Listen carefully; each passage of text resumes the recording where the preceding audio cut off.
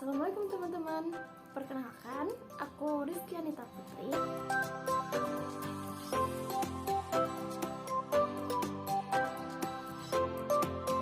Jadi kalau teman-teman menemukan hal yang bermanfaat dari vlog ini bisa diambil. Kalau ada hal yang tidak bermanfaat bisa diabaikan. Jadi di vlog aku yang pertama ini bakalan ngebahas tentang the power of yakin ke Allah gitu. Nah ya ada kaitannya sih sama impian-impian kita. Mungkin aku bisa tanya dulu nih, teman-teman ada gak sih yang punya impian, dia terlihat besar, mustahil, tapi teman-teman ingin sekali menggapainya. Nah kalau misalkan teman-teman pernah merasa hal seperti demikian, it's okay, artinya wajar karena kita hanyalah manusia. Nah makanya karena kita hanyalah manusia, kita butuh nih suatu zat yang maha memiliki dan suatu zat yang maha kaya dan maha segalanya, yang akan membantu kita untuk meraih satu persatu impian kita. Nah, tanpa panjang kali lebar, biar vlog ini juga nggak kelamaan, kita langsung aja lari ke tips dan triks. Berikut akan aku jelaskan beberapa tips dan trik agar impian-impian kita bisa terwujud. Nah, untuk yang tips pertama, bisa dengan jalur langit. Jalur langit itu apa sih maksudnya? Sebenarnya jalur langit itu istilah yang aku pakai doang sih untuk membedakan ikhtiar kita ibadah dan juga ikhtiar kita dalam berdunia. Artinya example like belajar ataupun misal gigih, tekun dan lain sebagainya. Oke, kita langsung aja lari ke tips nomor 1. Tips nomor 1 itu pastinya adalah doa. Doa ketika misalkan teman-teman nih lagi ujian atau teman-teman pingin dapetin nilai yang super duper bagus, pasti teman-teman nggak bisa dong sendirian mengandalkan otak manusia, karena sehebat apapun otak manusia tetap aja hebat yang nyiptain itu siapa? Yang pastinya Allah dong. Nah makanya teman-teman jangan lupa untuk berdoa meminta kelancaran dan juga kemudahan. Doa-doa ini biasanya macam-macam sih, tergantung teman-teman nyamannya gimana, ataupun teman-teman bisa mulai mengeksplor doa mana yang berdasarkan hadis sahih ataupun dari sumber-sumber terpercaya. Kalau dari aku pribadi, aku biasanya pakai surat At-Toha yang waktu itu tentang bagaimana Nabi Musa menggunakan surat itu ketika akan berhadapan dengan Fir'aun. Nah kalau nggak salah At-Toha ayat 25-28 yang Robi Syahri itu teman-teman aku yakin udah pada tahu. Nanti kalau misalkan belum tahu bisa dibuka-buka lagi dan kita pelajari makna juga artinya. Nah terus untuk yang selanjutnya bisa banget nih teman-teman kalau misalkan mau ujian ataupun mau tes dan segala macem biar nggak grogi, dibanding teman-teman mendengarkan lagu-lagu yang oke lah, bisa lah ya lagu, tapi ada nih yang lebih double pahalanya, yaitu sholawat gitu. Bisa juga teman-teman misalnya menuju ke kampus atau menuju ke sekolah jalan kaki sambil sholawatan dan ataupun di waktu-waktu senggang teman-teman. Jadi insya Allah dengan sholawat itu membuat hati kita tenang juga dan semakin tertaut juga ke Allah, dan juga pasti kita dapat double pahala karena kita juga bersholawat. Nah terus tips yang kedua adalah ridho kepada orang tua. Ridho orang tua ini ada ceritanya sih kenapa ini hal yang membuat aku sadar ternyata ridho orang tua itu penting banget. Jadi waktu itu aku lagi ujian kira-kira semester 3 atau semester 4 gitu. Nah aku tuh kayak udah belajar mati-matian gitu, kayak bisa lah gitu. Ternyata waktu aku membuka soal blank semua guys, dan aku pun lupa ini jawabannya apa ya. Perasaan semalam aku belajar ini, tapi karena memang sekali lagi otak kita terbatas, nah akhirnya aku lupa tuh apa ya. Udah aku pikir matang-matang sampai hamin 15 menit ada satu soal yang aku nggak bisa jawab, dan ketika itu akhirnya aku diam. Dan entah kenapa ketika aku membuka mata aku langsung ingat jawabannya. Tahu nggak teman-teman ternyata karena apa? Ketika aku udah selesai ujian, aku keluar dari ruangan dan aku membuka HP. Tepat 15 menit sebelum aku keluar, mama aku bilang kalau misalkan beliau habis sholat duha dan mendoakan aku biar diberikan kelancaran dan kemudahan. aduh aku nangis deh kalau ingat-ingat hal itu. Intinya adalah jangan pernah remehkan doa orang tua gitu, karena kita nggak pernah tahu doa siapa yang akan dijabah Allah gitu. Bisa jadi kita terus-terusan berdoa dan lain sebagainya, dan bisa jadi juga ada doa orang tua loh yang membantu kita meraih kesuksesan satu demi satu, tahap demi tahap, dan itu real terjadi gitu, karena memang ridho orang tua adalah ridho yang sangat membantu kita meraih satu persatu impian kita. Jadi jangan pernah sepelekan doa orang tua. Kalau mau ujian ataupun mau mengerjakan sesuatu, jangan lupa buat minta doa juga ke orang tua, biar orang tua mendoakan kemudahan kita ke Allah gitu. Jadi jangan lupa untuk minta, kayak misal bapak ibu doakan ya lancar, doakan ya keterima, atau doakan apa segala macam gitu. Nah, lanjut ke tips nomor 3. Tara! Tips nomor 3 ini adalah berdoa dengan belak-belakan. Nah, ini teman-teman nih, kalau misalkan teman-teman punya impian, punya mimpi, ataupun punya tujuan-tujuan yang terlihat mustahil, detailin doanya dan minta belak-belakan ke Allah. Maksudnya apa nih minta belak-belakan gitu? Maksudnya kalau teman-teman punya impian itu kayak misal contoh gini, aku ingin kaya gitu. Ya iya, itu emang impian semua orang, tapi bisa nggak didetailin gitu. Misalkan aku ingin kaya di usia ini, kayaknya gimana? Kaya kan banyak tuh macam-macam, kaya hati bisa, kaya harta bisa, dan lain sebagainya. Jadi lebih detail lebih baik. Nah, kalau misalkan aku pribadi, waktu itu pengalaman di semester 1, aku bilang ke Allah, intinya aku memohon ya ke Allah untuk bisa dapat IPK yang kumlot gitu. Nah, waktu itu aku nggak minta nih IPK berapa gitu. Nah, alhamdulillah Allah itu ngasih aku IPK 4,00 di semester pertama. Terus mulai nih ngelunjak gitu kan, akunya ngelunjak kayak Allah, IPK aku semester 2 samain ya kayak IPK yang kemarin gitu.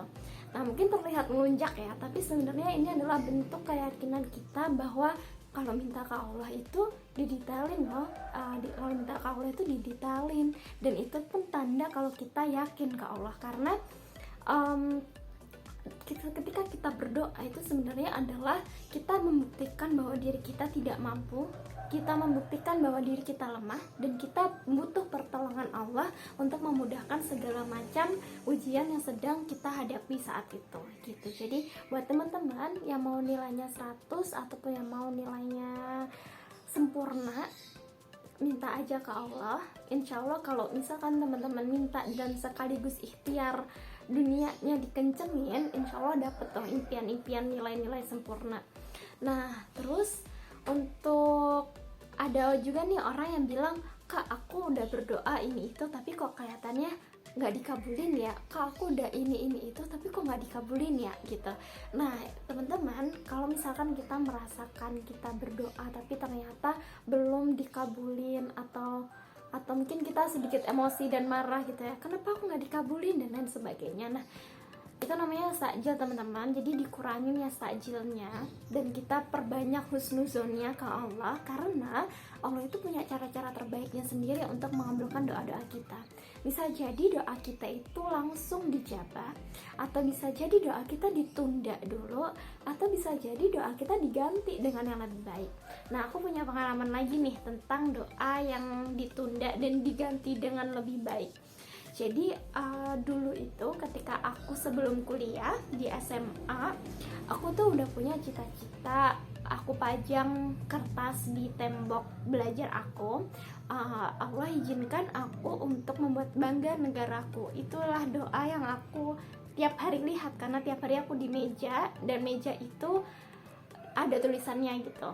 Nah terus lambat laun entah kenapa ketika aku ikut lomba A, lomba B, lomba C itu gagalnya lebih sering daripada menangnya gitu. Udah sering gagal dan lain sebagainya, tapi nggak apa-apa gitu, karena ketika kita berani untuk mencoba, kita juga harus siap untuk gagal. Gagal itu bukan berarti kita nggak mampu, tapi gagal itu adalah isyarat kalau kita harus memperbaiki titik lemah kita di suatu poin gitu. Jadi teman-teman, ketika kita menemui kegagalan, it's okay gitu. It's okay untuk kita bukan ahli di waktu itu, tapi kita akan belajar dari hal itu dan kita akan menjadi ahli di kemudian hari. Jadi jangan takut untuk mencoba. Ketika teman-teman udah punya mimpi ataupun impian, dicoba dulu. Nanti kalau misalkan gagal, evaluasi diri, muhasabah diri, refleksi diri, apa ya sekiranya yang kurang dari aku, atau apa ya sekiranya bisa aku perbaiki gitu. Jadi next, akhirnya kita sampai ke goal. Oke, balik lagi ke mimpi yang pernah aku tulis di meja belajarku ya. Mengingat mimpi aku yang seperti itu, dan aku pun bingung gimana cara menggapainya, sementara ikut lomba gagal mulu, dan akhirnya ternyata aku baru menemukan jawabannya di semester berapa ya, semester 7 mungkin, atau semester ketika akhir-akhir aku masa kuliah gitu. Dan ternyata Allah izinkan aku bersama tim, bersama teman-teman untuk meraih medali di Thailand gitu. Dan aku sangat senang sekali. Impianku dari kecil ingin memegang sesuatu di tangan kiri dan bendera merah putih di tangan kanan di negeri orang, itu akhirnya bisa terwujud. Nah, kalau misalkan teman-teman mau lihat ceritanya, aku pernah cerita di Instagram aku, nanti bisa stalking. Nah, jadi intinya adalah bukan Allah itu tidak mengabulkan ya, tapi bisa jadi Allah itu sedang menunda gitu. Kayak Allah tuh pingin melihat seberapa sih mampu kita memperjuangkan apa yang sudah kita tulis gitu, seberapa kuat sih kita gitu, seberapa sih kita memperjuangkan hal-hal yang kita inginkan gitu.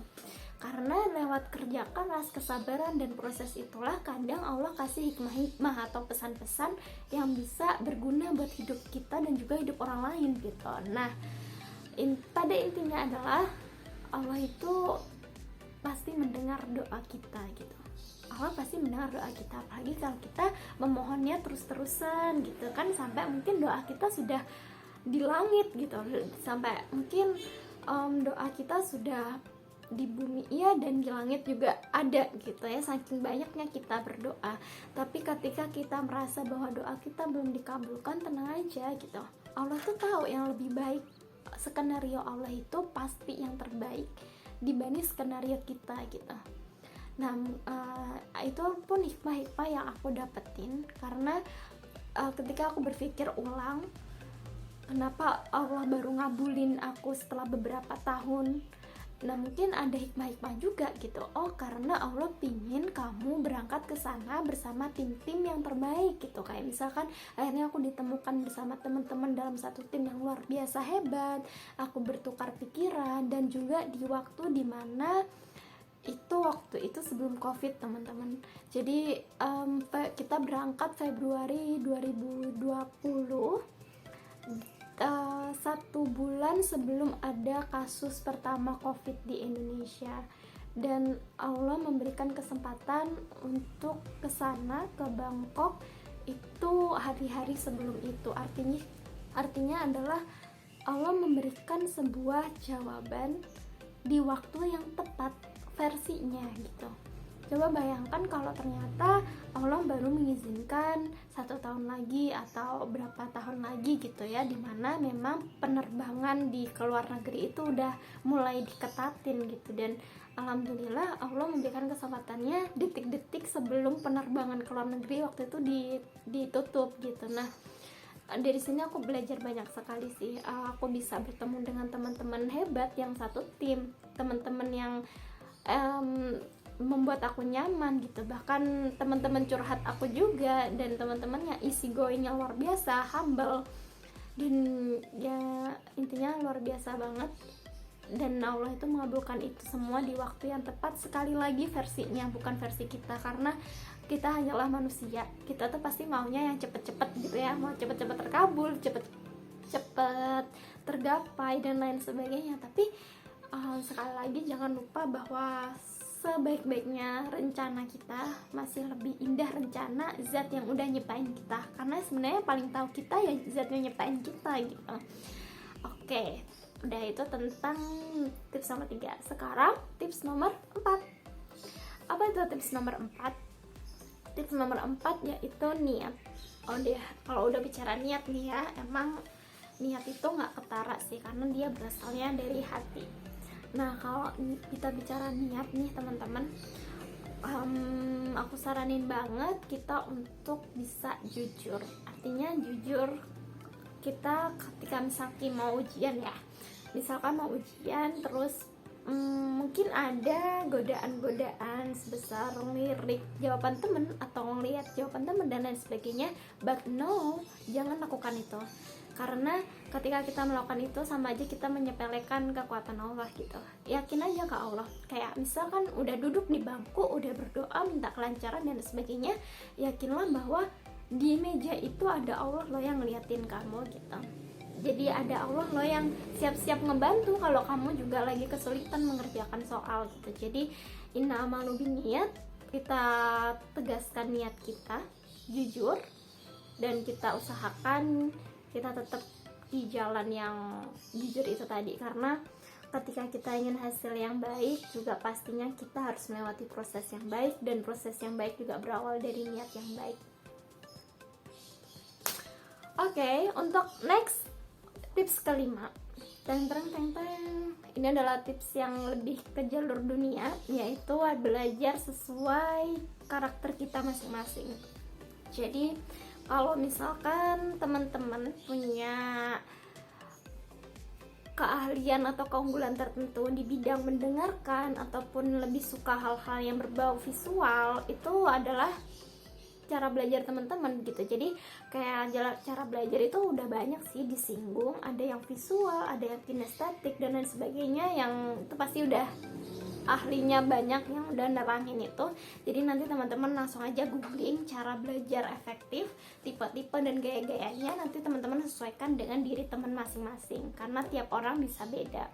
Nah kalau aku pribadi, karena aku orangnya sangat visual, dalam arti aku lebih mudah mencerna sesuatu ketika dia ada gambarnya dan ada warnanya. Makanya aku selalu punya catatan-catatan kuliah yang warna-warni, dan tulisannya kayaknya tulisan-tulisan yang hanya aku dan bisa membaca, kayak bisa kayak gini gitu, atau misal begini, dan aku warna-warni, pakai pulpen warna-warni juga dan lain sebagainya gitu. Kelihatan gak sih?